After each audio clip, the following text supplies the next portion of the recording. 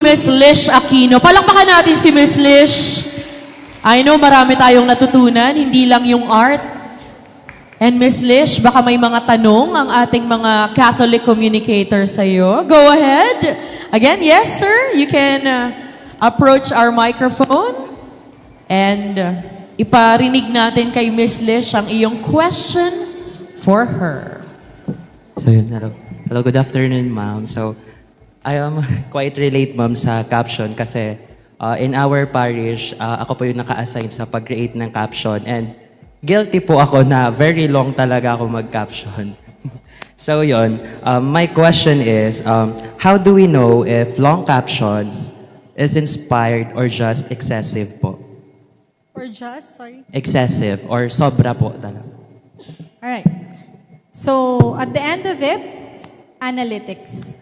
Right. So, alam ko sa social, you're handling Facebook or TikTok? Di man po, ma'am. Sa Facebook post po. Tapos, ako po yung nag-handle of caption. Kasi wala naman po talaga akong formal training. Just na-appoint lang kasi English major daw po. Parang expected na magaling sa pagsusulat. So, yun. Well, first of all, praise God for your life. No? Talaga, kailangan talaga namin ng magagaling talaga sa social media and you're one of them. So, meron kasing konti lang talaga and merong mahahaba. So, it will really depend on the analytics. Ako talaga, no hard rule. Pero personally, I don't read long words. Okay? Meron kasi long captions or long messages. Pero may iba, they can relate to that.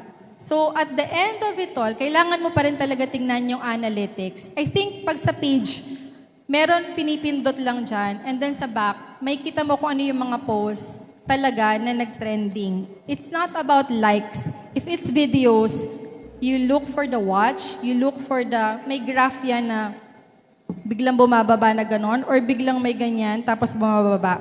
Pag yung, if it's a video, and you have a caption, pag may kita mo na biglang gumaganyan sa pinakadulo pa, ibig sabihin, maganda yung videos nyo, maganda yung captions. Pero yung bigla na lang bumababa, ibig sabihin, pag na-scroll sila, 3 seconds, ay ayoko to.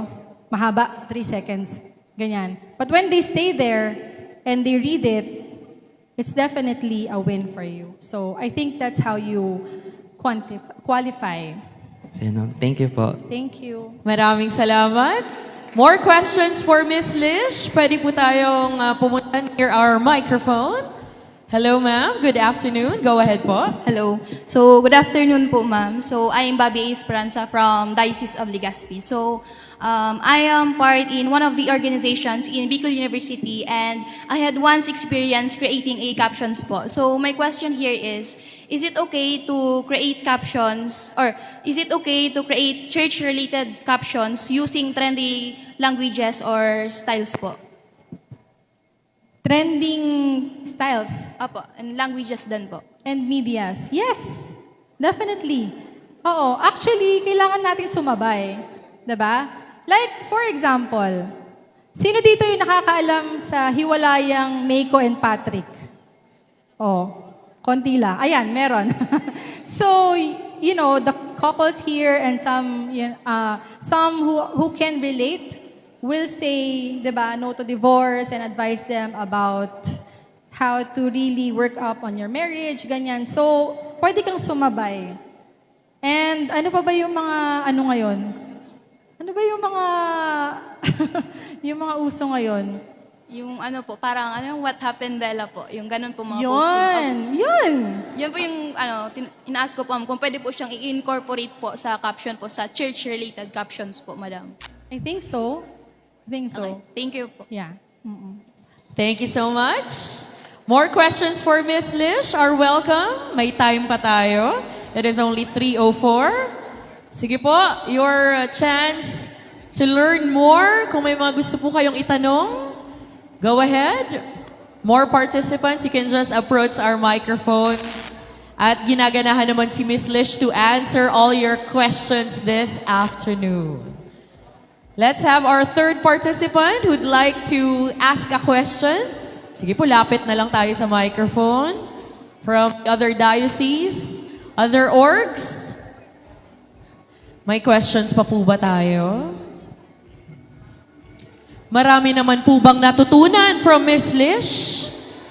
Yes, okay. Ladies and gentlemen, bigyan po natin ng isang malakas na palakpakan. Once again, talking about creative captioning. CEO and founder of Amaze Nation, Ms. Lish Aquino. Ma'am Lish, please stay on stage. Tawagin ulit natin si Father Kevin. Okay? Napakamabenta ni Father Kevin ngayong araw. And Father Kevin will now present our Certificate of Appreciation Special Token for Ma'am Lish, as she joins us this afternoon for the first Bicol Catholic Media Convention.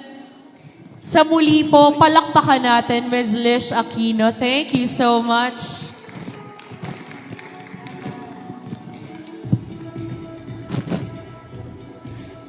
Catholics, for the afternoon session of the Bicol Catholic Media Convention 2025.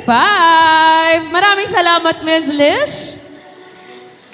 And few minutes break muna tayo as we prepare for our next speaker. We will be distributing our afternoon snacks and water for our participants. At syempre, ready na rin ang ating next speaker. Before we call in our next speaker, meron pa tayong mga mugs to be given away.